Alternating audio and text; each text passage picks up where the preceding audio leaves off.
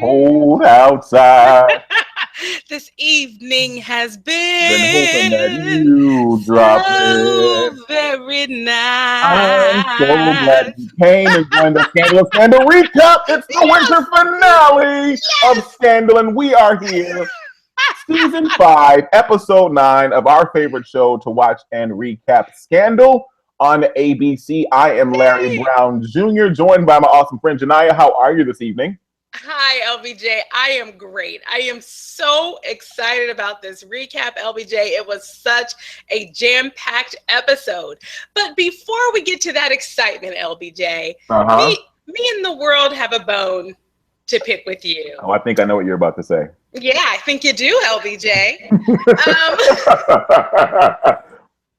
We asked you specifically, LBJ, to find a way to really make yourself available to us while you were on vacation. And we don't feel like you accomplished that. So you do owe us an explanation. Please go right ahead. So everybody, thank you so much for tuning in today. Thank you for watching and for tweeting and for posting and everything else that comes along with it. I was out of the country with my wife for our anniversary vacation. My anniversary was November 18th, last Wednesday, and we celebrated at this awesome resort that we like to go to in Mexico. This is full disclosure, Janiyah. Completely full disclosure. I read all of your tweets when they came in. I saw you all shouting me out leading up to it and everything. I did not reply to you because I did not want to let anyone down. I was able to actually watch the episode of Scandal in real time with everyone on the East Coast. Go figure. I can now watch Scandal in Mexico. However, the Wi-Fi at the resort was crappy. Therefore, I could not do a stream with anyone and have what happened when I was in Cincinnati the last time happen again when I'm dropping on and off of the Hangout. So that's why we are doing it today. Janiyah, I think your microphone might be on mute. I see you laughing or doing something over there. I can hear you. Okay. Can you hear me now? Yes. LBJ, well, yes, I was laughing at you because it does sound to be like you're full of excuses, but we want to let you know that we forgive you, LBJ. We love you, okay? We love Candace more. We love Candace more than anything else, okay? We're so happy, LBJ, you had a great vacation and so happy you are back. Let us get into this chat. Oh my gosh, wait, I also promised to put in my leave slip again because several of you served me notice to say I must get my leave approved the next time I'm going to be out of town for a Scandal recap. But you're right. We should totally hop into this already. If you're watching us, thank you so much for watching. You can post live right now in the Q&A. If you're watching via Google+, all you have to do is click at the bottom of the screen and click the Q&A button, and you can post your comments and questions, answers, feedback, your jokes, everything you want to post, you can post them right there in the Q&A. We will answer them and bring them up live in the Q&A. If you're watching afterwards, post a comment in YouTube. In the YouTube comments, we always write back and share the comments with each other. We keep the conversation going. We got a long time now to keep this conversation going. Yes. And you can always tweet us using Scandal Recap as the hashtag. Let's get this thing started. Janiyah, the world, America is falling in love with one Olivia Pope. What in the world? LBJ, they certainly are. The episode opens with Olivia just, twiddling to and fro throughout the White House, and the White House is loving it, LBJ. They are loving her in this role as First Lady. It was the most interesting thing to watch, and it made us remember the former First Lady, none other than Mellie. And LBJ, I would love it if we could start this chat talking about Mellie, because she to me was a hero in this episode. I cannot wait to see what people in the chat have to say about Mellie during this episode, LBJ. Oh man, yes, go for it with Mellie. I mean, Mellie really had an opportunity to show who she's becoming after while she's going through the divorce with her husband as former First Lady of the United States. I mean, we see Mellie having a closed door meeting about some policy that needs to be passed for a particular women's organization, Planned Parenthood, and Mellie began strategizing with ways to address this issue before the Senate. Tell us about what happened, Janiyah, and what you were thinking as a woman watching this episode, or this chain of events with Mellie. LBJ, I was loving it. Okay, so what's happened? Mellie, she's a junior senator, okay? She's new to the game. We've already had several episodes where she tried to, posture, to some degree. And those more seasoned senators were saying essentially, heck no, girlfriend, you're new to town. You have no credibility here. You will be our pawn. You'll do whatever we tell you to do. And so Mellie has had no success, really, in asserting her authority in a real way in the Senate. And LBJ, here this bill with the budget is about to go through. And, the senators that have orchestrated this bill, well, guess what? They're just so confident. They're so smug. Mellie goes to them and she says, hey, guys, I think there's a mistake. She really did go and say it was a mistake. She was real slick with that. She said, you know what, guys? I think there was a mistake.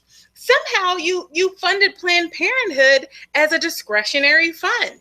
Those arrogant senators said, oh, we know exactly what we did. And, Planned Parenthood is getting funded. Please, don't bother us with, the shenanigans. And Mellie said, well, we all know what happens when something is a discretionary fund. That funding can be taken away at any time. And she said, surely you don't want women's health to be something that can be taken away, marginalized, minimized at any time. And those more senior senators said, listen, Mellie, with or without your support, this bill is going through. Mm-hmm. And guess what, LBJ? Mellie backed down. She backed down. And there, in that moment, LBJ, and I want to hear your reaction to this, LBJ. We're watching Mellie there on the floor, listening to the conversation, and she's about to watch this budget be approved. And we're watching her, LBJ, wrestle with her thoughts. She's kind of like, should I do it? Should I do it? And LBJ, she stood and she did it. LBJ, what did she do? Mellie stood there and she said, okay, Mr. Chairman, Mr. President, before this is passed, I would like to bring something to your attention. And Mellie filibusters the entire passage of this budget, of this bill. And not only does Mellie filibuster this bill, Mellie goes and grabs not a binder full of women. No, she grabs a binder full of non-discretionary approved budgets that the Senate has approved. And she pulls out a laundry list. It's like 5 yellow pages put together of findings. And she starts reading from page 1 to page 1800 of this entire binder. And while Mellie is going through all of this, she's sitting there and Mellie's like, she's probably, her stomach is growling. She's feeling all the stomach growls that probably are taking place while she's standing up there reading, probably around page like 125. 175, give or take a few pages there. And she's like, oh, dang it, I'm hungry in her mind. So what does she do? Pauses to take a break. Another senator says, Mr. President, I moved, the junior senator cannot leave the podium. She's like, she doesn't say objection. She says, no, he says point of order. Let me get my Robert's rules correct. It's a point of order. Point of order. LBJ, I just want to interrupt you there. What's our friend who comes and corrects the record? What's his name? Bill? What do we call him? I forgot what we called it. We called it something. You guys can remember what we called the corrector, the fact checker. It was the fact checker or somebody? I think it's Bob the fact checker. Yeah, Bob. Oh yeah, hold on, wait. Let's do it again. Wait, you ready? Okay. Oh, I know how this is supposed to go. Okay, I remember how it's supposed to go. LBJ, right. I just got an email here from Bob the fact checker. Okay, and he is trying to let you know, LBJ, that no, what actually happened was Mellie was there in the middle of her filibuster. And as we all know, during that filibuster moment, guess what you can't do? You can't leave that podium, right? You have to stay on the floor. You can't lean on it. You can't go get a snack and bring food onto the floor. You can't take a bathroom break. You have got to be ready for battle when you go in there to filibuster. Mellie had not planned ahead, and she was heading for basically what needed to be a 16-hour filibuster in order to get things done. And LBJ, the moment that you're talking about, and you're muted, LBJ, I don't know if it's just on my end, the moment that you're talking about is when one of the other senators happens to have a granola bar sitting right on his desk. And Mellie sees that granola bar like a hawk, LBJ. She literally, she leapt for it. It was almost like a slow motion superhero, Michael Jordan, making the slam dunk. And she grabbed that granola bar. And the people on the floor tried to stop her from being able to enjoy her granola bar. That's the point you're talking about, LBJ. This is when they tried to pull out Robert's Rules of Order and get that granola bar out her hand. And she said, oh, no, point of clarification. No, I didn't bring this one to the floor, therefore I can eat it. And guess what? Thanks to Robert's Rules and her understanding of the procedures, she was able to have her granola bar, LBJ. And it was so good. I mean, did you get your sound back, LBJ? And you're still muted. We don't hear you. You're like a mime. Okay. So it's a beautiful pantomime that you're doing for us. We're enjoying it. Yes. And it's so spiritual. It's beautiful. Okay. So LBJ, we are now watching Mellie go through these hours of filibustering. She has had no bathroom break. She's a few hours in. She starts to look fatigued, and someone needs to come to her rescue. Someone needs to give her a bathroom break. Who's out there on the periphery, LBJ, working on her behalf? None other than Olivia herself. Olivia has found an opportunity to do a little bit of fixing. And guess what? She goes ahead and does it. She has approached a few people trying to get someone to take the floor from Mellie just for a little while, just to ask a question so that Mellie can at least be relieved so she can go and take a bathroom break. And so Olivia has gone to none other than our favorite, the original bobblehead, Susan Ross. Okay, she goes to Susan Ross and she has gotten Susan Ross's support. Susan Ross is going to be the one that relieves Mellie. And the way that it went down, it was so beautiful. The doors open, Susan Ross is announced. Okay, and she comes traipsing in her little random way. And LBJ, you've got to get your audio because we need your Susan Ross impression. So can you hear me? Yes, awesome. I don't know what happened. I think I was trying to bring in Bob the fact checker sound effect, and then it completely messed everything up. So thank you guys for bearing with me. Janai, you really held it down while you were doing that. There's Bob the fact checker. He's back.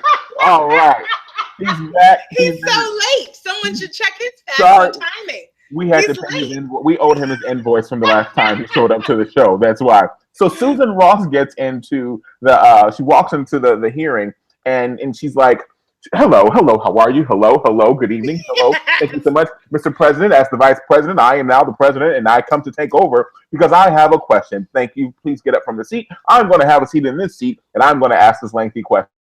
This lengthy question is going to take so long that it's going to relieve Mellie, and Mellie will walk out of this room, and Mellie essentially went to the restroom. And who did Mellie find in the restroom after she relieved herself and she wiped and she went over to the sink? None other than the one who wears the white hat herself, the one and only Olivia Pope. Yes. Olivia Pope is there, and she and Mellie have a few words. They talk it out, and she's like, Mellie says, I knew you had something to do with this. How classic was that moment, right? That's good gladiating right there. That's good. Great Olivia Pope. That's classic Scandal, back to season 1 classic Scandal. And LBJ, can we just pause there for a moment? Because I had to stop and wonder, was Mellie thinking that Olivia was there on behalf of Fitz? As Mellie walked away from that moment, I wonder if she thought that Fitz and Olivia were partnering in this plan to come and rescue her so that she could have relief for a few minutes. Mm-hmm. They definitely had a little exchange, which was so important. But I did just wonder about who Mellie thought was the source of that rescue. Well, I think Mellie made it clear. She thought that Olivia was the source of the rescue, and I think that she really took it as a service. I don't think she took it as a Fitz thing, because remember, Mellie and Olivia have history. They go back to Mellie knowing what Olivia is capable of doing, why Olivia does some of the things that she does, and at this point, Mellie has nothing over Olivia. Olivia was standing there like, look, sis, I came to help you. I came to rescue you. And Mellie took a breath and she's like, I thought that Mellie was grateful for that moment of that Olivia came in there and saved her. And just in the nick of time, they wrapped everything up. They had their moment of the sisterhood of peeing pants, and they went out and Mellie goes back into the sisterhood of the traveling Fitz. Oh, okay. That's clearly what they are. They are clearly. I've never seen that movie or read the book, so I will take your lead on that one.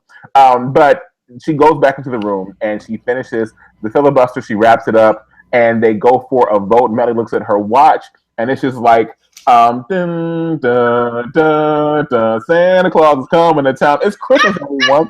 And Mellie's like, Merry Christmas. Let's go. Let's take this vote. They vote. They approve the budget. And Mellie's out of there to go spend Christmas with her son. And an amazing moment of triumph in my eyes for Mellie. Shout out to Mellie. LBJ, I totally agree. And the chat is blowing up about Mellie as well. We have comments from Deborah Battle. I just had my hand on it. Yes, she said, yes, Mellie finally got the win. Oh, yeah, I see that. And just for clarification, that's yes with an A. Yeah. Oh, yeah, it's yeah. It's like that. I think it's like that. Yes. Idon Matrix. Oh, go ahead. Go ahead, LBJ. Yeah, Idon Matrix is commenting on Mellie as well. Mellie was on fire with the filibuster and loved how Olivia and VP Susan supported her. Like I said, we are seeing women's empowerment in this season of Scandal. We'll talk a little bit more about that, but we all know Shonda Rhimes as a feminist. She's a feminist. She's a self-defined feminist, which most feminists are. And I think that this season we are seeing a lot of that. I've been talking all along this season about Olivia and Gabby Abby Red, their sisterhood, and how it's budding and developing, and we're getting to peel back the layers and see how it crumbled and how they're rebuilding it together. And now we see coming together for the sake of Mellie to really save face for her, so that she does triumph in the face of adversity, not just in the local adversity, but remember, the world is watching this filibuster. It's Christmas Eve. People were back at home listening to Mariah Carey talk about All I Want for Christmas Is You, and the Mariah Carey hit. People back at home watching the Mass take place at the Vatican with the Pope. People were back at home watching, baking cookies and leaving them out for Santa Claus. And there are also people at home watching C-SPAN and CNN, like, what is the former First Lady doing? So this was an epic moment that will go down in the history of America, according to Scandal. Absolutely. And LBJ, the Scandal Jam session that was happening during this moment was so appropriate. Mm-hmm. It was Aretha Franklin respect. Yes. You know what Shonda was using her platform to do? Exactly what you said, LBJ. It was to get some respect for Planned Parenthood and all of those people who championed women's health being affordable and accessible. And they made sure to get a lot of really important facts out there. There's one I do just want to highlight, that abortions are only 3% of Planned Parenthood's business. Mm-hmm. Yet their whole reputation, naysayers would have wrapped around the work that they do related to abortions. Meanwhile, LBJ, they are helping, women and men with general health concerns. And so there's a huge contribution there. And hats off, LBJ. You always highlight the way that Shonda Rhimes uses her platform, and she did it yet again. Hi, how are you? Was that Bob? Is he coming No. I am social justice Sammy, and I'm here to congratulate you for inserting social commentary in the Scandal recap. That was a wonderful job. Bye-bye. I have to write it down so we don't forget. Yes. Social commentary, Sammy. And fact checker Bob. LBJ, we cannot forget these names because they are so good. They are, but you know what else is good, Janiyah? I think it's a great segue. So you mentioned facts about Planned Parenthood. All the while this was taking place, I think this is a great place to talk about this now. Olivia has something else going on. Olivia is missing a very, very important dinner at the house. There's a holiday state dinner going on at the White House, and everyone is present, and except for one name card that is blank at the table, and that is one Olivia Pope. Olivia is out gladiating on behalf of Mellie, And then Olivia has other plans. Olivia goes to an abortion clinic and she aborts a baby. How how what kind of parallel, how appropriate was that parallel, I should say, after what we just saw take place in the hearing with passing the budget, and then Olivia goes and has, not saying that she used funds for that, but I thought that that was, pretty bold, a pretty bold statement in the episode. Furthermore, my heart went out to Olivia Pope. This was another moment in Olivia's life where she needed someone else to be there for her, but she did not have that availability personally to open herself up to someone to say, please go with me. Gabby, please, I need you, sister. Come with me. I feel like if she asked Huck to go with her and support her, he would have been there. Huck, that would have even made him even crazier, right? Had he experienced that moment with her. Then Absolutely. there are people who are like some people in the hangout. Oh my gosh, there was someone who said something about Olivia and birth. Here it is. Idon Matrix. Why did Olivia Pope's 99.9% effective birth control method fail after Fitz moved her and all her personal belongings into the White House without her permission? There were people who were tweeting about that when I went back to read the tweets. There were people who, like, you had the folks over here who were like, OMG, they're playing OMG, Olivia's having an abortion. I can't believe they're showing Olivia having an abortion. There are other people like, right on, Olivia, it's your body. You have a right to choose. Do whatever you want to do. Then there are people in the back, and they're like, wait a minute, this is sacrilegious. They're playing Silent Night, Holy Night while she's having an abortion. Like, there were all these conversations that were taking place in all of, like, probably 25 seconds of this scene that was going on. What was going through your mind tonight when it happened? LBJ, I thought that, it was to me extremely poetic, that Olivia had, in the midst of her circumstance, an opportunity to champion abortion services, even as she was in need of those services herself.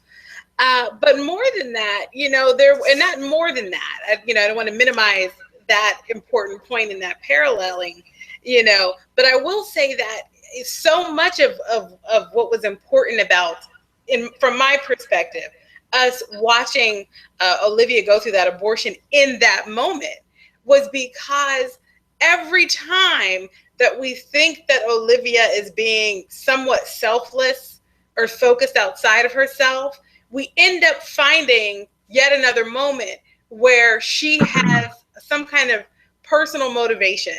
And I am not saying that Olivia Pope was championing women's health care and supporting Mellie because of her personal circumstance, but I just do think there was a line there related to Olivia once again, because something is resonating in her personal life, she is then, championing the larger effort. And so again, not the point of it for sure, but it did come to my mind. Yeah, I think overall, my takeaway from the scene with Olivia at the clinic was that Olivia is very, very vulnerable right now, and she really needs to be careful. I mean, after that scene, she had what I call the Dream Girls moment when she went into back to the White House and had that conversation with Fitz. And I mean, she's very volatile, and we've got to watch Olivia.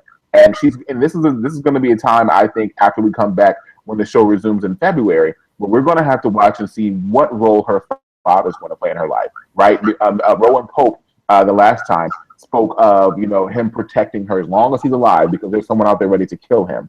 And we also saw that Olivia felt something different in her gut as she was talking to her father in that conversation. So she's going to need people like her father, which really there's only person in that role in her life, and that's her father, to step up and be there for her because they're going to be the kind of people that keep her in check. Maybe Marcus Walker, Janai, you might like this. Marcus Walker may take more of an alpha male stance in her life. Maybe Quinn will step up and Abby Red will return. She's going to need people to rally around her to keep her okay, to keep her stable coming up because there's a lot going on with Olivia. And she's like, we don't need her to turn into a blob and just be right. Like, you could have got away with it if it wasn't for you meddling kids. I don't know. Well, LBJ, let's segue then to the Olivia Fitz storyline. Nodding to so much of what was going on with her. Let's get to that storyline. Olivia, as we talked about, we opened the episode with Olivia acting like Susie Homemaker in the White House, music in the background, Someday at Christmas by Stevie Wonder. Oh Okay. man, can I just say that song is wonderful? So Like, if you good. listen to the words of that song, it might bring tears to your eyes because it's so relevant. Each year that comes to a close, it's someday at Christmas, men won't be boys playing around with bombs like kids play with toys. Like there's just so much in that song that just makes you stop and think if you really listen to it. So take time out over the season and listen to Someday at Christmas by Stevie Wonder. Go ahead. Sorry for the interruption. Thank you so much for that, LBJ, because I wasn't even taking it to that level of depth. I was just thinking about it just along the lines of Olivia was not having the Christmas that she wanted, right? When I was hearing this Someday at Christmas. But LBJ, you're completely right. That song and the lyrics of that song, it really was undergirding the entire show. It really just was speaking to some of the ongoing through lines, really. Yes. And we're watching Olivia, she's been forced into this Susie Homemaker role. As we all can recall, in the last episode, Fitz literally went crazy. And he found himself in yet another moment where he could not trust Olivia. He found out that Olivia had once again betrayed him. Once again, Olivia had set her father free and put her father's freedom and well-being above Fitz and Fitz's priorities and Fitz's family.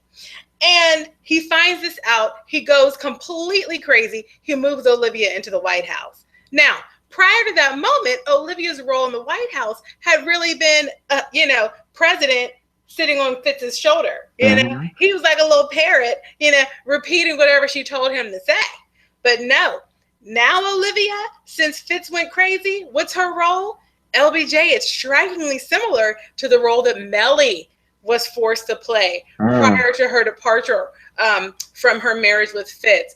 We see Olivia, picking linens, okay? She's picking, china, all right? She's running around finding recipes for snickerdoodles for random wife of, public official XYZ. Wait, Janiyah, we have to reenact that scene though. Wait, put a pin in what you're talking about though.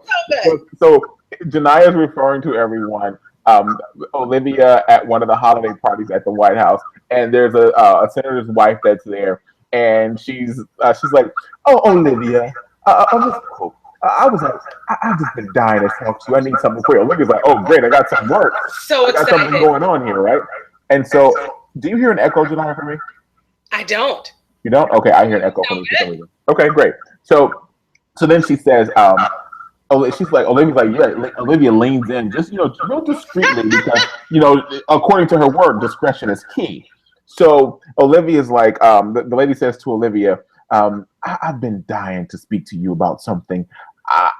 I wanted this recipe for a cookie. I was here several years ago for a Christmas party, and that cookie was just so good. Can you please get your hands on that recipe? And Olivia's like, yeah. And she was like the wink and the blood smile, like, God, almost like, it was classic, like, get out of my face. Candace Brown in the Q&A makes a comment.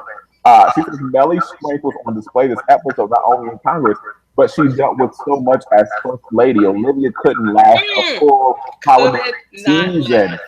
And then Dan Blakemore shouts out to Candace, and he says something along the lines of her being shady towards Mellie and that as well. It's so funny. Please find it. Yes.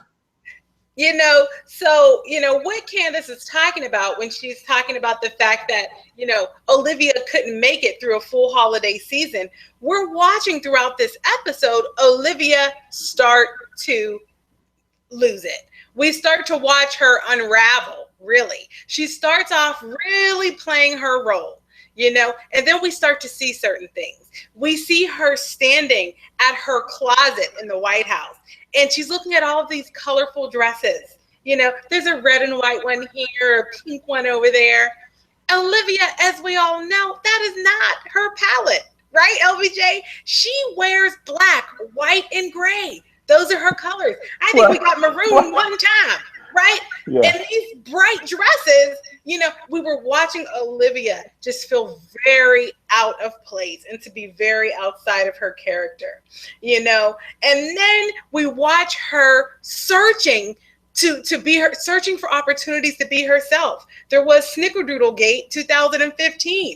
The woman approaches her herself. There was Snickerdoodle Gate 2015. The woman approaches her and she thinks she's got a case. Yes. No case. She wants a Snickerdoodle recipe. Olivia, she goes out and she creates work for herself. She goes and finds, an opportunity to support Mellie. She's like, here's something. And she's out there, willing and dealing. Nobody asked you to do that, Olivia. She's out there willing and dealing, just trying to find herself, trying to be herself. And then what ends up happening is exactly what Candace just said. Olivia just falls apart. She basically has the breakdown. She ends up having to make some decisions. The first decision we see her make is the abortion. Right? We zoom to her in this abortion clinic. The song that's playing at that time is Silent Night. I can't remember who was singing it. Yeah, it was. Oh God, I don't remember who was singing Silent Night, but it was Silent Night. I think it was Aretha Franklin, actually. Tell us in the chat if I'm right about that. I think Silent Night was Aretha Franklin. And Olivia's there having that abortion, LBJ, And then after that, she heads back to the White House. She has missed the state's dinner. She has let Fitz down, and he comes in to confront her about it. Right there, she is fresh off an abortion, LBJ. And let's think about her state of mind. Think about a woman who is in that place, okay? Any woman who's 30-something, okay, you're counting your eggs like crazy, all right? And to go through a situation of having to let go of a pregnancy, I cannot imagine what sort of pain comes along with that decision. She's there in that moment. And then LBJ, she ends up doing something that you said she would end up doing, which is running all throughout the White House looking for what? Mellie's hooch. That hooch. I told you. You sure did. I predicted this.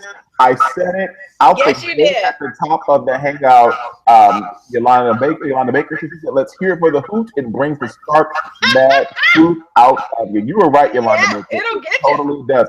It will get you. That hooch is truth serum. And think about what happened when Olivia began drinking that hooch. She came in a raging woman. She was in pain. She's all kinds of confused, hurting. She's going through a lot. And I'm just speaking from what my perspective of this is, right? I can't speak on her behalf or the behalf of a woman who's gone through this. But what I can say is that Olivia went searching for this hooch. Mellie gave us the foreshadowing. She told Olivia, she got to prophesy it to her. She said, you're going to need this. I left some for you. She needs to get the recipe, if you ask me, because she's going to need some of that hooch back at home. That red wine might not be cutting it anymore back at that apartment that she went back to. But there was a moment of pain and anguish that Olivia finally just broke through. And we almost saw her break. We almost did. And it's when Fitz is going back and forth to her. And he's like, Effie, what's wrong with you? Effie, you were supposed to be here in rehearsal. Effie, you know we had this date. And she's like, Curtis, no. Curtis, I don't need to. Curtis, I'm not feeling well. Curtis, I got pain. He's like, Effie, we all got pain. What's going on? And then she's like, oh, I'm not feeling that well. And he's like, no, Effie, you got to perform. I need you. Why aren't you here, Effie? You're supposed to be in the group. And she's like, Curtis, I got this pain. I got this other stuff going on. This is not what I asked for, Curtis. You sleeping with Dina. And Dina's the one that's really with Curtis. And then he's like, what are you talking about, Effie? No, it's not what you think. It is what you think, Curtis. You in this too. Curtis, you know about this. Dina knows about this. And then she's like, oh, I'm not feeling that well. Our future is over. She almost told him, I aborted our baby. That was a Dreamgirls parallel, everybody, if you didn't know this. Like, go back. LBJ. OMG. That was so great. LBJ. Everyone, let us please pause and just have appreciation for LBJ's skills right now.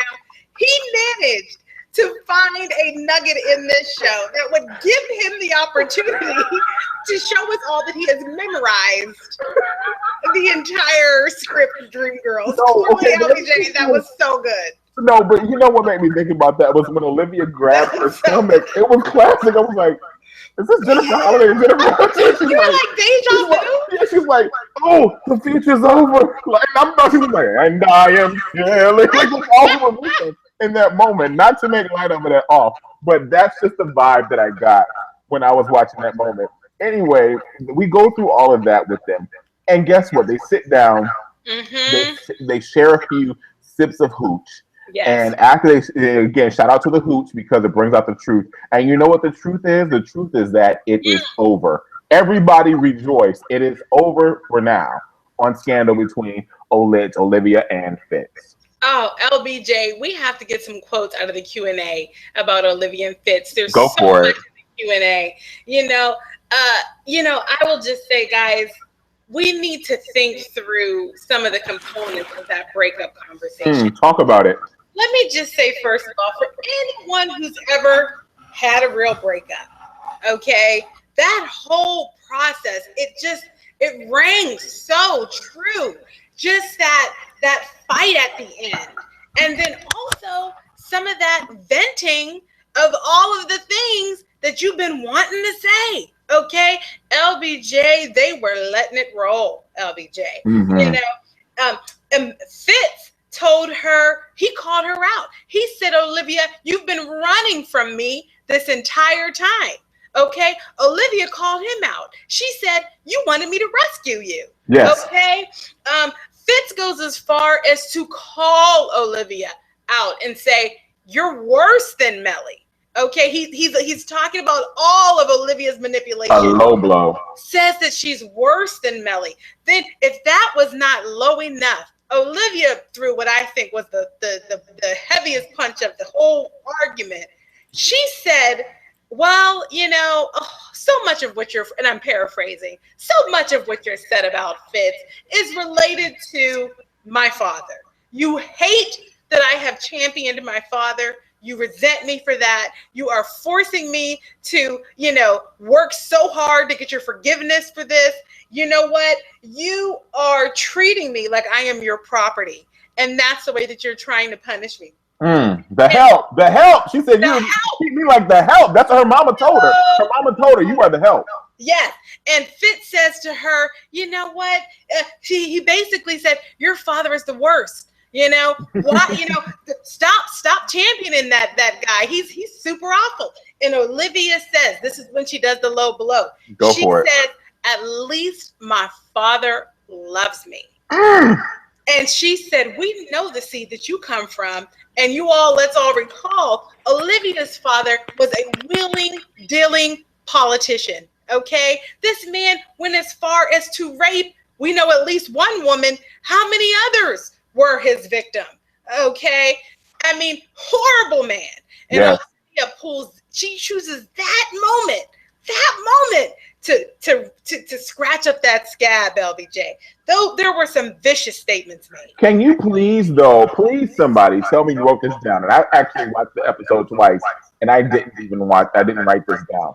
But in that moment, we're talking about the father. Oh, Coffee like that line as well. She says, but wait though.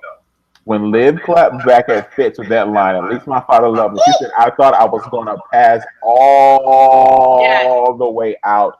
But not to be outdone, Fitz came back with, you're worse than Mellie. And then Coffee Light 2 hits the cha.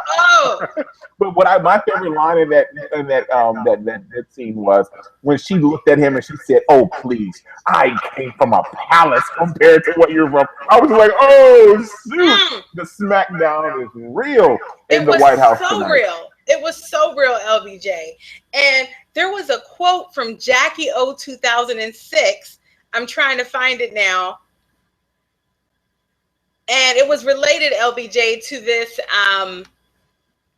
relationship between Olivia and Fitz.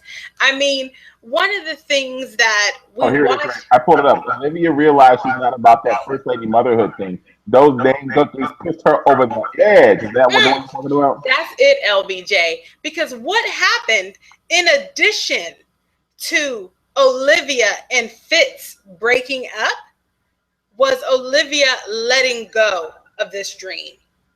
Olivia, girlfriend, there is no place for you in the White House other than the one that would have you coming through the service entrance. As your mama said, you are the help. Two other quick points, LBJ, things that came up in that conversation. Olivia did take a moment to kind of acknowledge that she saw this coming. She said, I knew that we needed time as a couple before all of this scrutiny, or we wouldn't make it. And Fitz is kind of like, I hate it when you're right, but you did say it, The other thing is Fitz calls her out and says, the truth is you don't appreciate the full me. You prefer this relationship when I'm unavailable. And Olivia said to him, you know what, maybe you're right. I've never had to be with you while you were available. I've never had to bear the full weight of that relationship. LBJ, in that moment, did you really think that this scene would lead us to the end of this relationship? I don't know. I think Fitz raising his voice at Olivia meant something to her.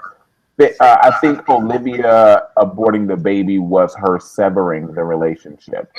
I think that it was her doing it personally by herself, and then she had to have that conversation with him. There's someone I believe is new in the Scandal Recap tonight. Welcome to Juanita Smith. Juanita Smith said in the Q&A, I think you are right. He knew about the procedure when he yelled at her. I think this is why the camera made a point to show the two Secret Service men in the waiting room. He did not know for sure what she did at the clinic, but he knew where she was. So maybe there was something that was there that caused Fitz to have this trigger to say, oh goodness, like let me put up my defense mechanisms and just like let me let you have it. Let me give you the most gutterous things I've thought about you. And let me tell you, I think that I'm better than you so that I can protect myself if you're choosing to break up with me before you have that opportunity. So before you say I'm breaking up with you, you'll know, hey, look, I'm telling you this before the breakup, so you'll know how I feel about this. And Lisa Schmola in the chat says, love how Fitz called her out on saving Daddy, on the fact that saving Daddy wasn't to save Fitz. It was to keep from marrying him. And then also Zoe Mill talks about the final scene with Olivia and Fitz was the best performance I've ever seen Kerry Washington put down in this role. And I have to agree with you, Zoe and Mill. I mean, Kerry and, who's the guy that plays Fitz? What's his name? Tony Goldwyn. Ooh, they played that scene. I mean, I definitely teared up. And I've not been a fan of their relationship. But I feel like we watched their hearts break. But let me tell you, although their hearts broke, Janiyah, they called her Helen of Troy. Don't forget, we've heard the Helen of Troy reference more than one episode in this show. And Helen of Troy was the face that launched 1,000 ships. We might be preparing for battle. Remember, I said at the beginning of this season, I think that we're going to see some kind of war or some kind of public outcry this season on Scandal because of Olivia Pope. We do not know what Fitz is going to do now because now all he has is Cyrus, and Cyrus will capitalize on this moment and put Fitz in a position to make some pretty big power plays internationally and nationally before he leaves the White House. And we have to be very, very careful what's going to happen to Fitz because now Fitz does not have Olivia. He's a single man for all we know right now in the White House. So it remains to be seen what will happen between Fitz and Olivia because of Olivia breaking up with him. And LBJ, we do get an inkling of what's going to happen to Olivia as a result. LBJ, her life kind of goes back to the way it was before. We watch her walk out of the White House. She's got her belongings with her. She's heading out, LBJ. She's moving out. They have given up. They said, they look at each other and they said, you know what? We tried. It's over. Blink of an eye, Olivia is back at her home. She's settling in. She's not wearing a red and white dress anymore. She's back in her black and white. She's got her red wine in hand. And LBJ, something extremely symbolic happened. Oh my God. And Olivia got back to her apartment. Can you please break it down?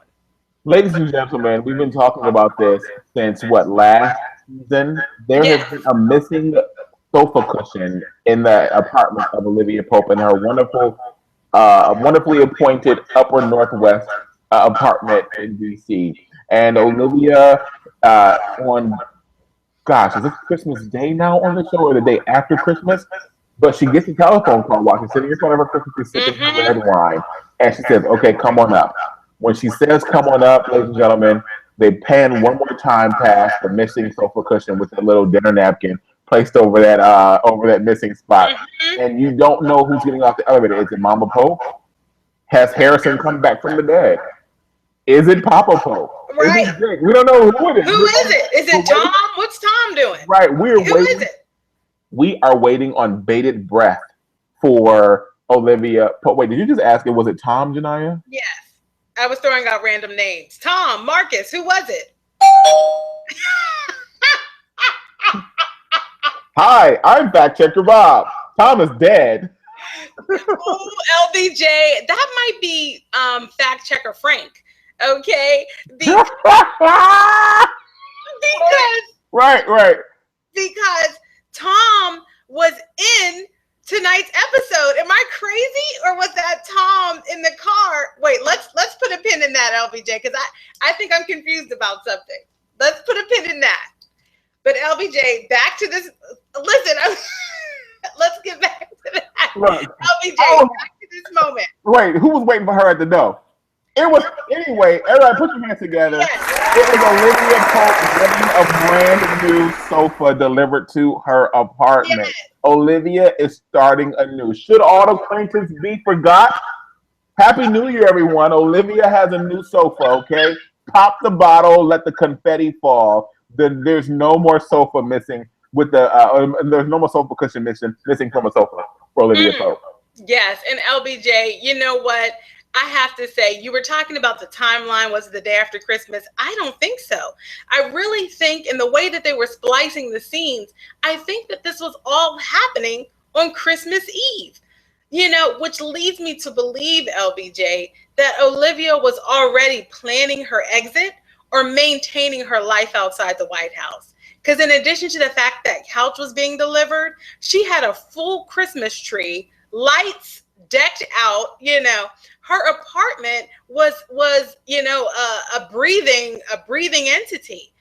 She had not let that apartment go, which is what Fitz had actually wanted. So I actually think all of that was taking place on Christmas Eve. And LBJ, we have to talk about what was happening with Olivia's team. Again, it's still Christmas Eve. We look at OPA and Associates. Who's there? Quinn and Marcus, right? Yeah. Marcus, he marches into work, LBJ, and he's reporting for duty. Good old Marcus, okay? He walks in 15 poinsettias. Okay, how do you pronounce it? Poinsettias. Wait, that's the big thing with especially black people. Is it poinsettias or poinsettias? Yeah, Well, people want to get proper flowers. people want to get proper poinsetters. Poinsettias. Wait, I do have to correct this. So ring the doorbell. Dan said yes, it was Tom living and breathing in the episode. Tom living and breathing. Yes, I knew it. my bad. So LBJ, Marcus is at OPA and Associates. He's decking the halls. He's got the holiday spirit. And Quinn, your best friend, she walks up to him and she's like, "Bah, humbug, Marcus. We don't have Christmas at OPA and Associates. We don't celebrate the holidays." And Marcus is like, "You don't celebrate the holidays? Kuji Chakalia, Ujama, Merry Christmas, Happy Kwanzaa, Happy Hanukkah." He's in the festive holiday spirit, LBJ. And Quinn is trying to give him the 1, 2, 3. She says, "Oh, you know what? We don't do that here. We work on Christmas. Last year at Christmas, we sat on the steps of the Lincoln Memorial and drank strong alcohol." Quinn, get out of here. This is why I cannot stand her. So there she is now, jealous because Marcus has a family and Marcus has Christmas plans. She gets all petty. Oh, I got plans too. Blah, blah, blah. She ends up going home. Fortunately, Charlie stops by. So Quinn is not alone at the holidays. Marcus goes on to be with his family. He My does. gosh, she was so pitiful tonight. Quinn was pitiful, but remember, Quinn comes from everything that Quinn does comes from a place. Let's remember season 1, episode 1. Let's never forget that when we talk about Quinn. Charlie knocks on Quinn's door, rings the doorbell. Dan Blakemore says if Quinn is falling back in with Charlie, she may not be able to stay in her role as a vigilant gladiator. You're right, Dan. When I saw Charlie show up at Quinn's door, I was like, it led me to believe that she's still been in touch with him and been in contact, because it wasn't like a "what are you doing here" kind of thing. It was more of a "what did you do? Still Christmas?" Because he's got like reindeer ears. He's got a tree that's lit up somehow with LED lights. Like there's something else they've been talking about that we don't know about that we might find out about. But I will say that people are getting real volatile now, and folks are going to be thrown off their game because of one simple word that we have not brought up. And it is what? The nectar. The nectar will be dry, or the nectar will be flowing at the second half of the season, but it is going to have an effect on what happens in this world, in America, according to Scandal. LBJ, I am so happy you brought up the nectar, LBJ, because in the Q&A is hot, LBJ, with comments about another nectar flow that is out of control. Talk about it. This is this love triangle between David Rosen, Lizzie Bear DeGeneres birthday suit, hot pants McGraw, and Susan Ross. But look, you have to use Dan Blakemore's segue. He poses one question tonight that will lead you into this entire conversation. Yes. Dan says, and what about David Rosen's messy self? Go! Messy, LBJ. Because David Rosen, as we've known David Rosen for years, and if there's one thing we can be sure about, it is that he is so super duper clueless. Okay?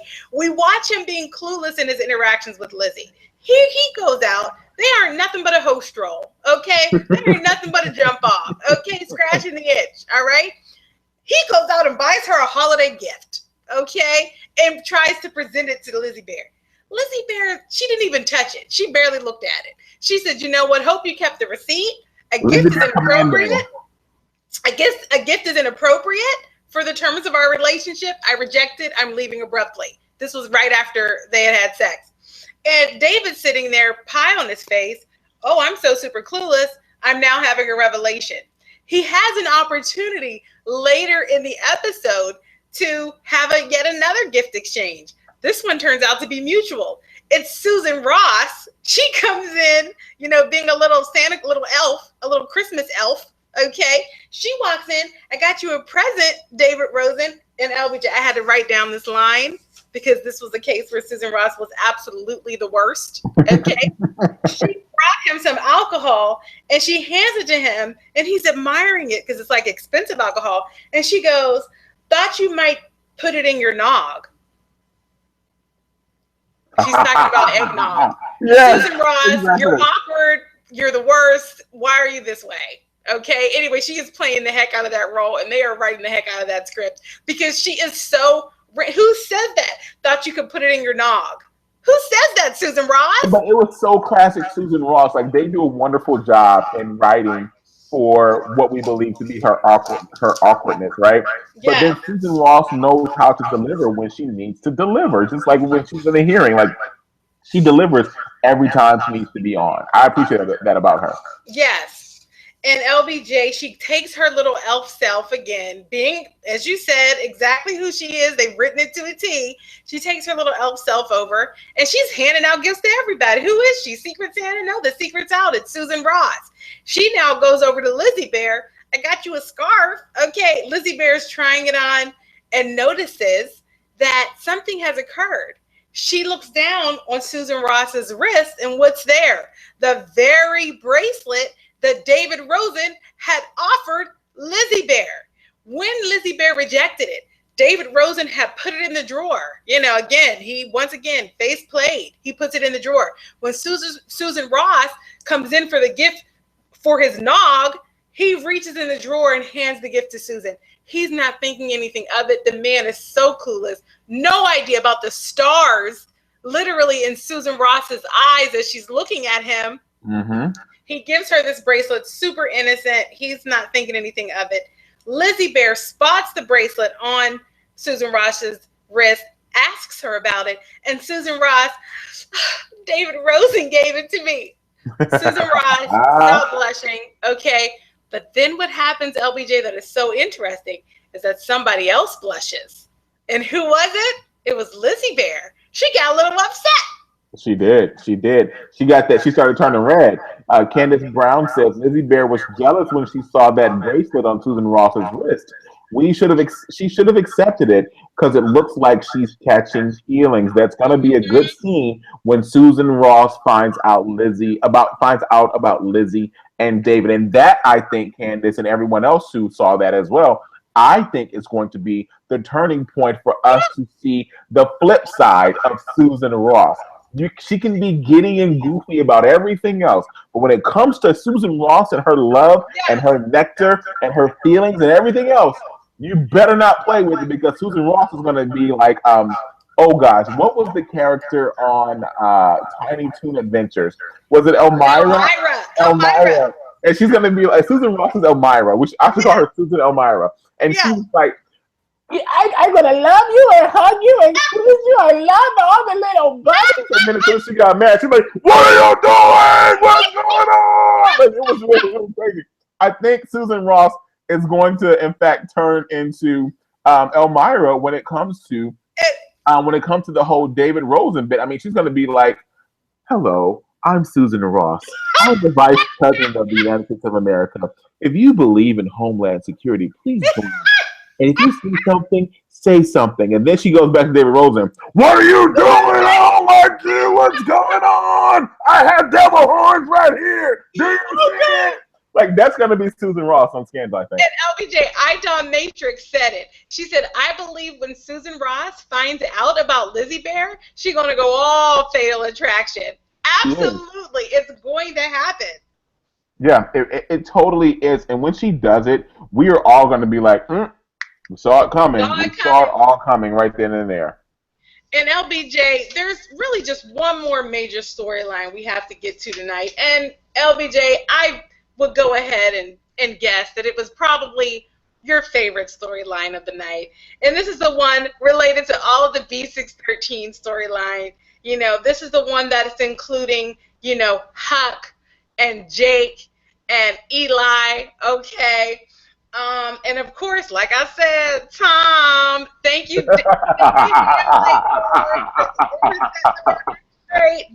So what happens, LBJ? I'll kick this off. Go. You kick it off. Go. You want to kick it off, LBJ? No, you go ahead. No. LBJ, I'll kick it off. So the first piece of this storyline that we see, we all recall from the prior episode that Huck has taken Eli hostage, right?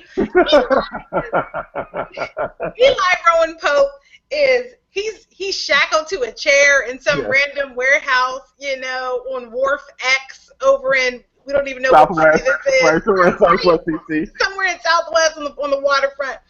And he's there. And LBJ, we don't know how long he's been there, but it is just so interesting to watch him still think he's in the driver's seat when he's sitting there shackled to this chair, LBJ. Please tell me you made some notes and can give us a little bit of that Eli in that scene. Gosh, so I'm going to totally paraphrase this scene because I was slacking and trying to catch up on a bunch of TV and did not take copious notes like I normally do. So here goes. Bear with me. It goes. So let me talk myself through the whole thing. Huck is in the warehouse with Rowan, and he brings him a hamburger. And the hamburger that he brings him is called, and I don't know I don't know if this is the place where Olivia and Jake get their burgers from. Remember, we always talk about them and their burgers, right? So yeah, I don't know if this is the same place. What is it, Georgetown Burgers? Yeah, like Gettysburg Burger or something like that. That's it, Gettysburger. But the name of the burger that Rowan was given by Huck, it should have been called Antebellum Burger. The way this because it was like, it should have been called Antebellum Burger because Huck goes and gives Rowan a burger called the Underground Railroad Burger. What in the world is an Underground Railroad Burger? Like, what's in it? Like scrapple and cheese and shit. Like, what is in an Underground Railroad Burger? Seriously, if you all can please tell me and look up what an Underground Railroad Burger is. Like, come on, is it Jubilee? Like, what's in an Underground Railroad Burger? Right. I just don't know. And it's so poetic that the name of the burger was Underground Railroad, because guess where you're not heading, Eli Rowan Pope? To freedom. To freedom. Exactly. You can't follow the drinking North gourd. Star. Yes. You're right. You will not follow the North Star. You will not follow the drinking gourd. You cannot wade in the water. You will not overcome. And you will not find victory down by the riverside of Rowan Pope, okay? It will not be for you. No. Don't call Miss Tubman, Mr. Turner, none of them, okay? They're not coming to you. They are not available. They are, oh, voicemail, sorry, you can't come. Like, what in the world? So then he's like, and then he also gives him freedom fries. So what does Rowan Pope do? And I'm like, what kind of madness is going on the set in the writer's room of Scandal? Rowan Pope keeps the Underground Railroad Burger, but he tips the table over for the freedom fries. What in the world? What kind of backwardsness is this? So they're sitting there, and Rowan begins to try to bait Huck. He's like, yeah, come on. You're my son. Yeah, rah! Flip the table over. I'm Rowan Pope. Uh-oh. Who's there? LBJ, I think it's fact checker Bob. So what actually happened was that Huck, he didn't buy the freedom fries. I'm sorry. He didn't bring the freedom fries. Right, that's right. Huck didn't bring the freedom fries. I got too excited. I was talking. I'm sorry. I was trying to get myself there. Yes. That's why Bob is there. Please continue. No, I think I'll be Bob, you be Brenda. How about that? Brenda. Right, and fact checker Brenda, she's similar to Susan Ross. Okay, so she comes in like this. Why LBJ? I think you made a little mistake. And then before she leaves, she always says, "Will you be my best friend?" And if you don't say yes, she won't leave. So that's the problem with fact checker Brenda. Anyway. Right. So back to what happened. Thank you, fact checker Brenda, for stopping in. So Rowan's like, you didn't spring for the freedom fries. So he's kind of like forced to eat this Underground Railroad Burger. He doesn't. Flips the whole thing over, and then Rowan's like, okay, you know what? I'm hungry. I want to die. Let me just get this dude to kill me. And he's like, come on in. You're my son. You should kill me. You know you want to kill me. I messed you up. You know what I did. Oh, remember your son? How's your son doing? How's your wife doing? Take the bait, huh? Take the bait. I'm Rowan Pope. Take the bait. I'm Larry's mentor. Take the bait. Just do this. Do that. Do everything to take the bait. And Huck is like, what are you talking about? And then he's like, no, you don't know what I'm talking about. And then Huck goes over to him. He's like, grabs him by the neck. He's like, oh, there he is. There's my son. And he's like, you want me to kill you, don't you? Well, I'm not going to kill you. Knowing that you want to die and you want me to kill you is nothing to me. But knowing that I'm keeping you alive is way more torture than you dying. So I'm going to keep you alive, sir. Me, your son, the one that you thought you trained so well, I have the upper hand. I'm going to keep you alive. So you just sit there and you ruin your food and you just sit there and you deal with it and you just stay there because there is something else coming for you. And then, what's pivotal about this whole thing that Huck says to Rowan is that, he said, wait a second, I'm not your son. Let's be clear about that. I'm not your son. In fact, you have failed as a father. Ooh. Words Rowan Pope does not want to hear, because just the episode before, he said his greatest glory was Olivia Pope. That was his greatest joy, his greatest glory in life. Yes. And LBJ, we have summed it up here in the chat with the Jackie O 2006. My Huck got down and dirty with Papa Pope. He was up close and personal, whispering in Papa's ear. Then drop the mic line was, which white man do you want inside your daughter? Child, yes. In the words of Coffee Light and Sweet, I was on the floor. We all were. Okay. Wait, you were on the floor? On what other floor? LBJ, in addition to Huck clarifying, listen, you are the worst father that's ever existed in the history of fathers. You walk around here traipsing across the earth calling all of your B613 robots your children. We're not your children. Your daughter is clearly, quite screwed up in the noggin. I think we can all agree, just in terms of her personal priorities, okay? And then you're sitting here acting like anything Olivia has done is above repute. But guess what? She's sitting there being dominated. And then he raises the question, LBJ, do you think that she actually loves Fitz? Do you think your daughter loves Fitz? Or do you think she's just choosing him to defy you and basically in spite of you, choosing him and choosing to be unhappy just to send a message to you? Boy, we never thought we'd see the day where Eli Pope was shut directly up. We even saw him getting a little emotion, LBJ. Was your heart broken there, LBJ, a little bit to see your mentor getting a little emotional? It wasn't. I thought that we were having another breakthrough moment on the show, and I was actually proud of him. I'm like, yes, be one with your feelings. Have that lump in your throat. Let somebody want to come and rub your back to say, it's going to be okay, Rowan. It's going to be okay. That's what I felt in that moment. And LBJ, you know what? No one came to rub his back, LBJ. No one at all. Because he's sitting there completely at Huck's mercy. And all the while, LBJ, we're all still a little confused. Because we're wondering, who is Lazarus One? Is it Huck? Is it Eli and Huck is protecting us from Lazarus One by keeping him here? Who is it? Okay? Yeah. And all the while, who is out there? The great hunter of them all, okay, our hero, my best friend, back up in case Marcus doesn't come over. I then call Jake, okay? Jake is there, and he is out hunting for who? Lazarus One. Yes. Who is out there perpetrating Lazarus One? Jake is on the hunt. Jake is on the hunt, and Jake is going hard on that hunt. Jake was going so hard on that hunt. We saw flashbacks in Jake's head. We saw Jake spying on other conversations that were taking place throughout this season, and even that we weren't even privy to. And what does Jake do? Jake goes and sees someone that we actually spoke about last episode on the Scandal recap. And we brought it up, maybe it was last episode or 2 episodes ago, but we clearly mentioned the name of Russell. We were like, wait a second, all of B613 isn't dead. What about Russell? And, we got Charlie out there. Guess what? Who do we see? We see good old Russell. Not Russell, but Russell. We see Russell. And Russell's like, tapping the keyboard. And then he's typing, and then Jake walks in. I knew you'd be here. And I'm just like, Brian White's character is about to die. And Jake is just like, look.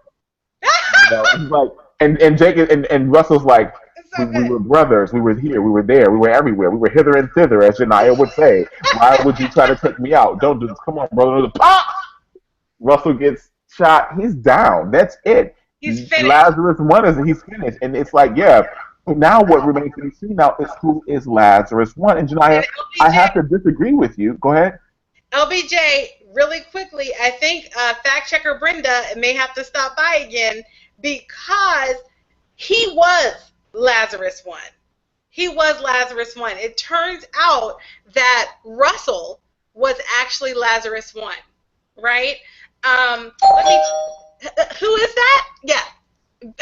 Fact checker Barbara? Yeah, hi. You're a little off base. You're ringing doorbell on yourself. It's hilarious. You're a little off base, LBJ. It turns out, LBJ, that Russell was Lazarus One. And you have to remember, there's something else that was perpetrated as a part of Lazarus One. And that was the execution of who? Jake's wife from back in the day who had reemerged. Parisian Boo herself. Parisian Boo, surprise to all of us, right? Surprise to all of us. She had been executed as a part of the play out of Lazarus One. And so Russell should have known. Jake standing there, you can plead, you can beg, you can borrow, but Jake was not going to hear you. Jake shot him right between the eyes. We saw Russell go home to glory. Now, the only challenge with watching Russell go home to glory is that we thought we saw Tom go home to glory in a prior episode. But guess what? He was there. alive and well and taking instruction from who? Lazarus One. Russell. From Russell. And so, the question is, we feel like Russell's dead. It looked like he got shot up real good. But LBJ, something about these B613 guys, they always have another life. They do. They have another life. And I will say that I disagree with you when you said no one was there to rub Rowan's back. Someone was there to rub Rowan's back, and it was his son, the number one stunner in Rowan's eyes, and that was Jake. Congratulations to Jake for what he did to make it to Rowan's home and go indoors. I'm a little on edge to see what will happen inside of the conversation, inside the home when they have that conversation when the season returns in February.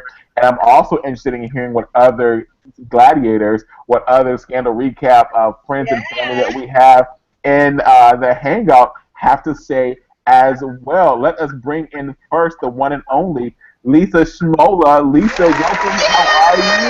Welcome to the Scandal recap. How are you? I got it right? After all this time, I got it right. I'm so happy you made it, Lisa. Yeah, how are y'all?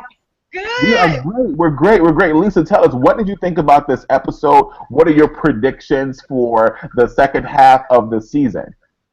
Oh, I'm so done with Olivia and Fitz. Y'all know I was Team Fitz. I'm just done. Denia will be happy to hear that. I'm exhausted with this storyline. It's just the hardest part for me is it's like, okay, it does go back to, y'all remember a couple weeks back and they were on the balcony at the White House and she wanted that time. Yes. She wanted that time to get she them did. solid before everybody else got brought into their business. Yes. She was right. She was so right. She was so right. And the question is, if they had that time, would the outcome have been different? Yeah, that I don't know. So much. I mean, the truth of the matter is, though, we don't know Fitz not as the president, right? If they were to have some light after, they were out of the White House, do you think under those circumstances they might have had a chance? Maybe, but, I think it goes back to when people are in times of crisis, they show their true colors. Mm.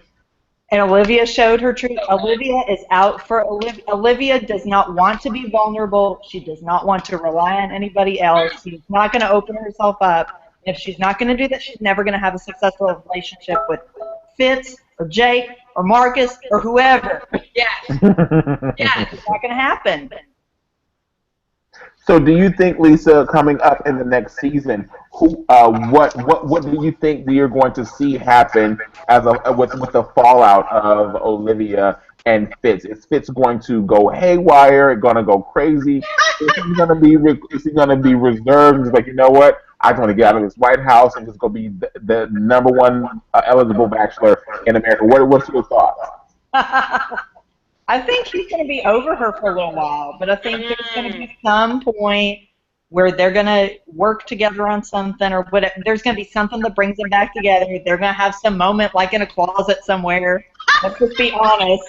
That chemistry does not go away. Right. And then they're going to be all up in this, well, what do we do again? Right, exactly. And how dysfunctional is that, right? Somebody's got to come in and stop it. Who then would be eligible to stop it? Mind you, we're all just predicting right now, so this is all for fun. Oh, I don't know. You know what? There needs some new guy just needs to come in out of nowhere. We need a new character in the thing. Tonight, this might be an opportunity for you to go to LA over the break and audition and see if they can do something for you. That's true. And I'll be auditioning for the role of Olivia's best friend. There you go. My name is going to be Sister Girl. And I'm going to be like, Olivia, kick those men to the curb. They are the absolute worst. Get your life. Find a Yanla. You're here to serve. LBJ, that is what she needs. She needs a friend. And I hope that if they're auditioning a concept of adding a new character who is a support for Olivia, I hope they choose someone who will have no other motive but to be their genuine selves and to present that to Olivia. And I have to ask one question, Elisa, because there was such a theme throughout this episode about family, right? B613, they kept bringing it up, that father-son little dynamic that they kept talking about with Rowan and all of his robots. You know, there was a point where Rowan even talked about family Wait, as we a should call burden. them robots. They're robots. ROWBOTS, robots, 3613 right? Autobots. We are programmed to murder everyone in the world. LBJ, I need to hear from Lisa. Lisa, what are your thoughts on that whole theme of the episode around family and how it was playing out in the different relationships? Oh, okay. So I think tied to that, yeah, family is not high on the list for Olivia either. I mean, she ended her chance to be a mom. Mm, mm, She's got all these issues with her dad. yes. Olivia kind of thrives on not having family. I mean, It's mom's long gone. Mom's still what, in jail, right? right. We No, don't know mom where is she's free. free. No, mom is free. Mom is She's free. walking the We don't streets know where somewhere. mom is, and we're Okay. trying to figure all that other stuff out now. But Where it's not mom like is, mom's her life. Mom could be the one to come and be like, okay, as Dan Blakemore would say, like, get your life right. Please. I know he is sitting there rolling his eyes and shaking his head right now. And it's so true because that is a role that Mama Pope has played for Olivia. She has tried on multiple occasions to be a reality check. She has tried to say, hey, look to your left, look to your right. Who is championing you, Olivia? Right. She's tried to raise those questions. That's a whole other piece of family that we need to think about. Yeah. I mean, I guess the closest thing she has to family is her gladiators. yeah, That's true. yeah. She's been separated from them being kidnapped to the White House, let's be honest. She didn't want to be there. She didn't. You know what? She liked it messy. Yeah, and you're right. She didn't want to be there, right? She wanted to. Lisa, you bring up a good point, Lisa. Olivia did not want to be there. She was brought there against her will. Hence these empowering decisions that she's made throughout this past episode as we leave the season. She did not show up to the dinner. She said, "Why? Because I didn't want to come." You know, she had all those moments there with Fitz. And she had to stand in her truth, and her truth is Olivia Pope, the woman who wears the white hat, the woman who is the fixer, the woman who can make it happen. Lisa, anything else that you want to share with us before we say bye-bye for the first half of the season? I know, right? You know what just the interesting thing is, I don't know that Olivia ever thought about what would happen if she had the opportunity to have Fitz. Really, like she said, I don't know you available. I think Fitz wanted Vermont. I don't think that Olivia ever wanted Vermont, and I think he was so right to call her out and say, "You're worse than Mellie," because at least I always knew Mellie was. Oh, so good. That was a takeaway. That was. There were a couple of takeaways baked in there. Wait, look, I'm going to use that as my takeaway. Lisa had my takeaway. Thank you so much, Lisa. I'm so happy you were able to make it tonight. Yeah, It's me so too. good talking to you. Yes, happy holidays to you, Lisa. Thank you so much. Go back, tell a friend, bring more folks with you next time. How's our puppy friend doing over there, our puppy baby? She's right here. Oh, there she is. She's sleeping. Oh, she made a guest appearance. She got her head up. She's all like, what? Right. Look, there goes Big Mouth me again, waking her up. I'm so sorry. I'm so sorry. But look, thank you for joining us. Happy holidays to you. And we will see you on the other side. Let's go to another gladiator who I know very well, who's actually in the same abode with me right now. Let's go to Candace Brown. Candace Brown, unmute your microphone. Tell us what you thought of this episode and what you are waiting to see for next season. Happy to have Candace in the chat right now. Candace, we are so overdue for like 15 dinners right now. Just for the record. At least. Please give us your thoughts on this episode. I will just say in the Q&A, you always give us that culminating thought that sums it all up, that gives us that through line. What are your reflections on this episode? I think that ultimately, Olivia having the abortion, kind of going through that whole thing, and then we end with her purchasing a new sofa. It really is out with the old and with the new. So it'll be interesting to see what this, new, I guess, kind of half season, what that brings. Because she kind of got rid of all of that, all the kidnapping memories, all that stuff that Fitz did to save her. She kind of threw all of that away. And now she has a brand new sofa. I don't know what that means for her. but it seems like she's moving forward. With whom? I don't know. Right. And I have to ask you, Candace, and partially because you're married to the scandal prophet, LBJ. Did you see this breakup coming? I have to say, I was kind of blindsided by it. I mean, I just did not expect at this point in the episode, in the series, rather, in the show's arc, for Olivia and Fitz to have that clarifying moment about their true level of compatibility. Did you see this coming? I didn't see it coming, but I think not before the episode. I think leading up to the episode, I did not see it coming. I think in the episode, Olivia was just so not herself. She wasn't comfortable. She wasn't enjoying anything. Olivia lives for the thrill. She's a fixer. She needs to fix things. She needs to be the most important person. And she doesn't play second fiddle very well. And she's second fiddle to Fitz. That's what she is. She's Susie Homemaker. Here's this recipe and these decorations. Let me pick out this ornament. She's red and green dresses. She doesn't wear holiday colors. No, she does not ever. So I think that it was really kind of foreshadowing the end of the episode, saying, she's not gonna make it. She can't make it to New Year's. Mm-hmm. So with her not making it to New Year's and things like that, what then might happen to Olivia in your mind, Candace? That's a good question. I don't know. I think she's gonna go back to Fitz and Associates, Lord Pope and Associates, and that's where she's gonna put her energy. I think we'll see some really good cases coming up.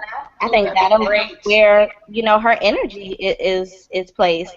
I think what would be interesting is Mellie's reaction when she finds out that Olivia's moved out the White House. I think that's going to be interesting to see how Mellie, what happens there. Like, what's Mellie's reaction? Does she want him back?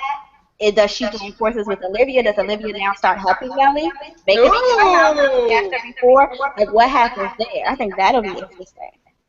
You're right. You're right, Janai. It is so good, and you bring up great points too with Mellie, because remember, Mellie was on a tirade at one point where she was going to do a bunch of power plays, and I think Mellie is going to really try to show herself strong in the political realm, and though she may try to pull Olivia over to her side as a power play. I never thought about that until you said that, Candace. Thank you for bringing that up. So I think we have a lot to look forward to in 2016. Oh, so good. You just gave us like 3 predictions, Candace. So good. I love it. All her predictions go to my side because I'm married to her, so I don't have any more predictions for that. Thanks so much, man. I appreciate that. And when they come true, we may invite fact checker Bob to come in and just clarify who made the prediction. We'll see what happens. Who knows? We'll see. Fact checker Brenda, right? Exactly. Candace, thank you so much for hanging out with us tonight. We appreciate you for joining and watching. Thank you. Oh man, this is getting so good tonight. Like, this is getting so good. Like, what do you think? What do you think will happen? I think Yolanda was trying to join us too, so she may come back. What do you think is going to happen for the remainder of the season as we take this break for like umpteen weeks? LBJ, you know what? The person who came to my mind who was going to capitalize the most off of Olivia's exit from the White House, Cyrus.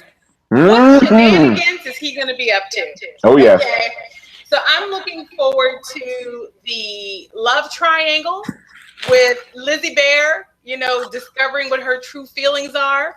I am looking forward to absolutely seeing what happens with this new relationship, this revamped relationship, I should say, between Jake and Eli Rowan Pope. What's up there? And then LBJ, my biggest question, it's not even a prediction, it's a question. It's where in the world? We're now Carmen Sandiego yet again. Where in the world is Mama Pope? Thank you. I can't wait for her to re-enter the scene. What about you, LBJ? Predictions? Oh, I thought you had more. Look, I was like, this is good. I'm like, yes, I'm your amen corner right now. I'm like, thank you. Yes, you're right, Janaya. I agree. LBJ, but before you continue, don't do it, please. No, I think I know what you're about to do. No, don't do it. I know we're almost out of time, and I do have to do it. No. It's not a choice. Vacation. It's not a choice. It has to happen. And that was LBJ. He was off camera. He was trying to throw popcorn into his mouth. And he was not He was not good at it. And I want you all to know that. So LBJ, please, right now, can So we all listen. just watch you just for Yes, really you can. quickly fail miserably at throwing popcorn into you were doing a horrible job. So look. Janiyah, I agree with all of your predictions for the second half of season 5 of Scandal. I was going to bring up Mama Pope. I mentioned earlier in this conversation about Cyrus and what's going to come of his relationship with Fitz now that Olivia's on the White House because he had such a strained, an invisibly strained relationship with Olivia. Cyrus will have a lot of power. Cyrus needs to make a mark, and he needs to have some measurable metrics to say, you know what, this is what I did with the president while I was in the White House. I've been talking to Mama Pope all season long. She's free. She's out. Mama Pope needs to come back. Just as we saw Russell go away, Mama Pope is going to come back. Mama Pope is going to come back. I don't know if we're going to see a bullet in her head. While we are on this break, okay, I will continuing. So I just found, as you guys, if you don't know, I'm a foodie, right? One of the scandals, the snack for TGIT is popcorn. I have popcorn here that I popped right before we went on for the scandal recap tonight, okay? And what I'm going to try to perfect is trying to make it so that I can be on the TGIT promos, taking popcorn and throwing it in my mouth like the cast of everybody in Shondaland when they're advertising the show. Yeah, you're not ready. Just for the record, you're not ready for prime time, sir. You're doing a horrible job. So you look, had an opportunity to see it all the while throughout the show. Whenever LBJ has not been on camera tonight, he's been just throwing popcorn all around the room. Just throwing it all around the room. I've never been good at this. It's like M&M's popcorn, Reese Pieces. You're horrible. Yeah. I'm terrible at it. So I would literally get back here like, oh, I almost did it. That was so close. I almost did it. Wait. Wait. I gotta get one. Wait, I'm sorry. LBJ, we can't wait for this because this could be 15. Oh, this is bad. So I got it. Did you see it? I got it. You did, and we didn't think it was gonna happen. Thank you. I'm ready. Please call me. I've got my popcorn ready. I'm going to be practicing over the break. I'm looking forward to this. I will give you the recipe to my popcorn. It's just sunflower oil and sea salt. It's the best popcorn you can ever eat in your life. Janiyah, I love you. Yeah, and LBJ, your carpet agrees that it's delicious. Because again, you've been doing a horrible job. But, we got wood floors. No carpet over here. We're good, man. Yeah, that good hardwood agrees with you that the popcorn is delicious. LBJ, can we do a quick round robin, LBJ? Oh, I forgot. Yes, we got to do a round robin. Man, I will start. My girl, Coffee Light and Sweet, she goes, man, listen, living Fitz have been through comas, election rigging, death of child, kidnapping, unlawful, war, and murder. But a question about a snickerdoodle started the ultimate downfall of the relationship. Yeah, a cookie. Now let that sink in. Cookie, hashtag nectar. I got you, Coffee Light. So I see what you were doing. So good. Like a straw that just broke the camel's back. Candace Brown, she mentioned it when she was live with us. She said, I think the abortion was the end of the Fitz and Olivia relationship. The new sofa was a new beginning. Dan Blakemore brings up something that I thought Janiyah was going to bring up that I'm not going to say, and I'm actually going to go fix this issue tomorrow, and I will not bring it up. Dan, you were not supposed to say anything about that. It's on a list of things. I'm actually going out after this to get some stuff for things to So yeah, there's something that needs to be repaired and fixed that actually went out just before our last scandal Thank recap. you, Dan. Whatever. Anyway, so I don't think you said what it was, LBJ. I think we need to make sure it's clear for people that there is a light bulb in LBJ's home that all he needs to do is he's throwing popcorn everywhere. Why don't you spend some energy not throwing popcorn, but climbing up a ladder and changing that light bulb, LBJ? That's what we want you to do. So Dan says, let the record reflect that LBJ still has a light bulb to replace. Hashtag vacation is real. That's right, because the light went out right before vacation. Yes, and we had planes to board. I did not buy a light bulb. My mom is probably watching as well. I don't need a text to talk about the light being replaced. It will be replaced. Thank you. Let's go to the next comment. Okay, good. But I'm making also a note for the record. Check light bulb at next episode. All right. Jackie O 2006 just further commenting on that new sofa, picking up where Olivia left off. Where Candace left off, rather. Olivia got a new sofa. Thank God she replaced it. That missing pillow was getting on my nerves. Amen corner over here. It was time. My favorite comment from you, Zoe Emil, probably is tonight. In a few words, Zoe Emil says, Susan Ross wants to drop that nectar. What she says is so good. She wants to. For Susan Ross, we might call it eggnog because she's going into nog. She might not have nectar. She might have nog, LBJ. She was the worst tonight. It might be nog. It might be nog. But wait, we have to give it so nectar or nog. And nog is seasonal. Nog is creamy and nog is seasonal. Like we can play around with that. Nog could be adjusted. You can spike it. You can do quite a few things. I like that. Nog and nectar. Let's keep it. Let's think about it. Also, Idon Matrix in the chat. She's like, and just like Mellie, Olivia offered Fitz a swig of the hooch. Thank you so much for that, Idon Matrix. It was just a concrete, I'm so happy you highlighted that. That is a concrete moment of Olivia really being in the exact same pattern as Mellie and Fitz used to be. Olivia, literally, you pop Mellie out, you put Olivia in, it was the exact same scene. Sitting there, realizing the relationship is over and taking a swig of hooch. Thank you for that. Drink some hooch and go out for a lark. Here's the comment that I will bring up, and I will repeat. This is what I was going to say about you before you mentioned this thing right here over my head. Shout out to LBJ for the binder full of women joke. Would Romney please pick up a white courtesy phone to get served a seat? I agree. Thanks, Dad, for that. And Idon Matrix is helping out fact checkers Bob and Brenda. Getty's burger named the Underground Railroad. This is the burger that Jake got for himself and Olivia in episode 401. That takes that whole burger scene to a whole nother level. So Huck was handing Eli Rowan Pope a burger that had nourished Olivia and Jake on how many occasions? Oh my gosh, it's all just so poetic. This is why you need a group to review this show. 1, 2, 3 people can't do it. You need all of these perspectives. We would have missed that. So good. We would have totally missed it. It's so good. But can someone please, I want to go back and watch episode 401, season 4, episode 1. Idon Matrix, Denia, everybody else. I need to know what's in that Gettysburg Underground Railroad burger, though. Because something tells me it's like scrapple and everything else from that. Maybe some moss or something. I don't know. I need to know the ingredients of that burger. I bet it's delicious. LBJ. Because we already know that Olivia is not going to let any mess pass through her mouth. Okay? Yeah, I got a comment right here from Kelly. Kelly says, Kelly's in the hangout. Hey, Kelly, how are you? Denia, Olivia's family parents are totally dysfunctional. Olivia's truth is she needs to fix herself as much as others need to be fixed. Someone was agreeing with you and myself. We say this every week about Olivia, especially this season now.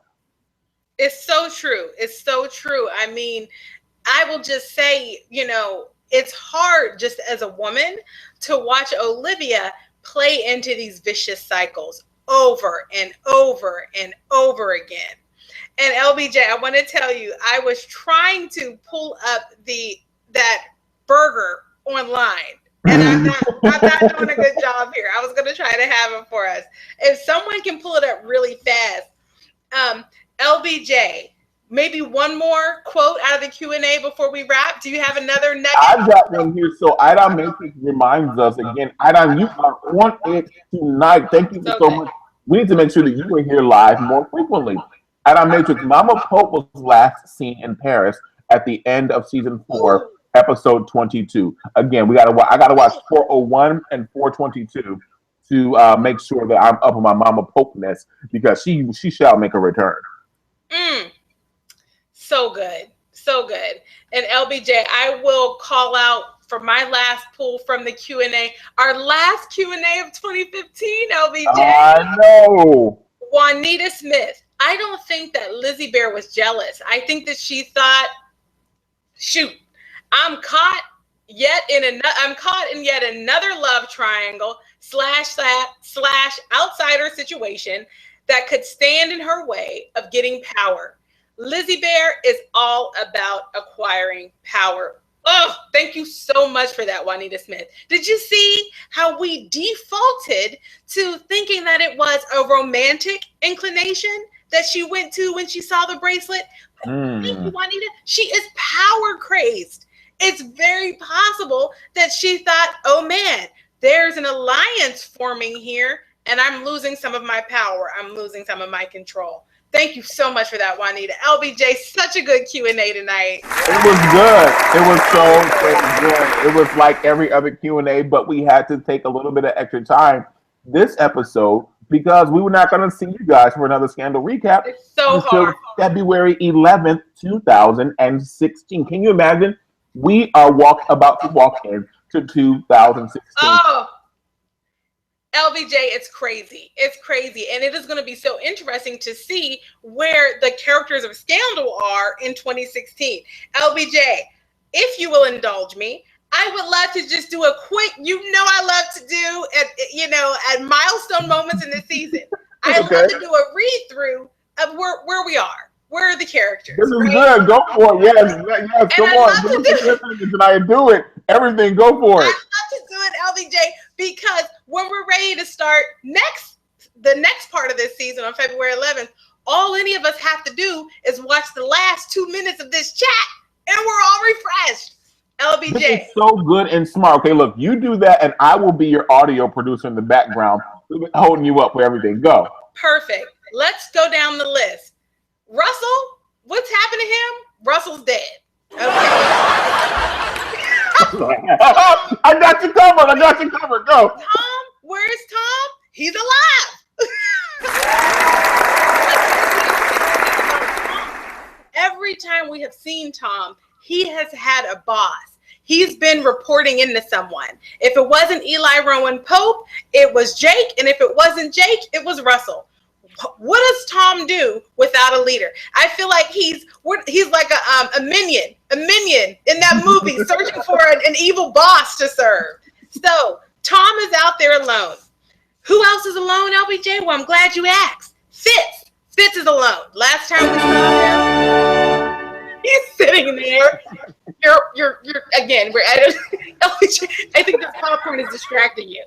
So, last time we saw Fitz, he was alone with the hooch, okay? The last time we saw Mellie, LBJ, she was alone. And who was she with? Her child, okay? So, LBJ, we had Fitz sitting alone, completely isolated. And we had Mellie there with her child. These two people who I'm sure last year were somewhere near each other for Christmas. They were completely separate locations. Where was Eli at the end of this episode? Eli Rowan Pope? We know exactly where he was. He was at home. And LBJ, I think we forgot to mention this earlier. After Huck made sure that Jake had time to shut down Lazarus One, he let Papa go free.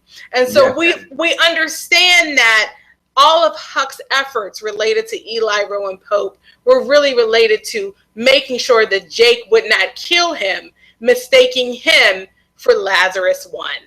So all of that Jake was doing to protect him. Huck was doing to protect him. So Eli at the end of the scene, he's with Jake, his quote unquote son. Where is Jake? Sitting up in Eli's house.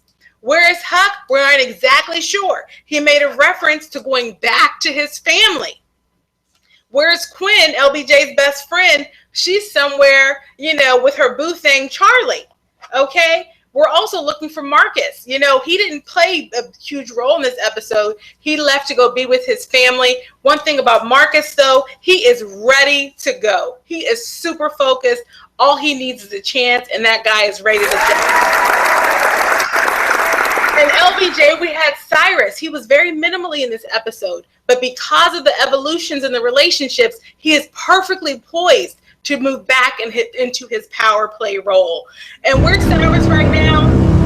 Somewhere probably with his, prostitute husband and his imaginary baby. We don't know where he is. Where's Red, LBJ? She's in the White House. Last time we saw her, she was starting to work on the PR related to Olivia now moving out of the White House. Where's Susan Ross at the end of this episode? Somewhere, nog all over herself thinking about David Rosen. Lizzie Bear somewhere with mixed emotions. Lizzie somewhere with mixed emotions related to power or lust, or potentially more than that related to David Rosen. David Rosen, as usual, sitting somewhere stuck on Stupid Clueless. And then LBJ, the last character to check in on, Mama Pope. Last time we saw her, thank you, IDOM Matrix, she was in Paris. But where is she? That is the big question that we're hoping to get answered in the second half. So that's the quick run through, LBJ, of where we're leaving everyone.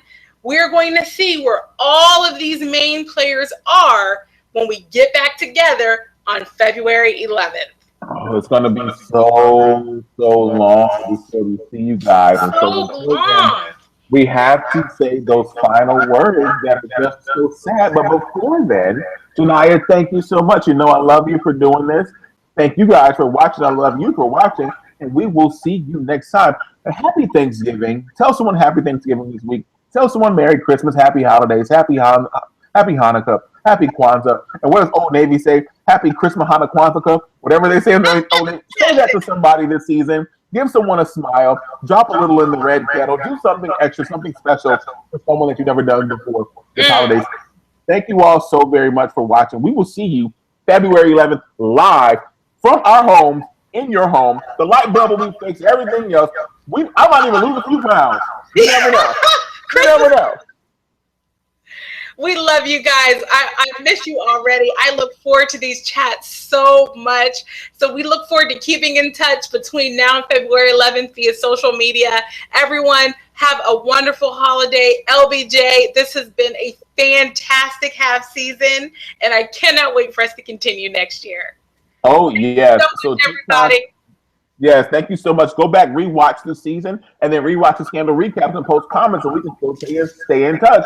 Until next year, the second half of the season. Bye, everybody. God bless you. Have a happy holiday. Bye.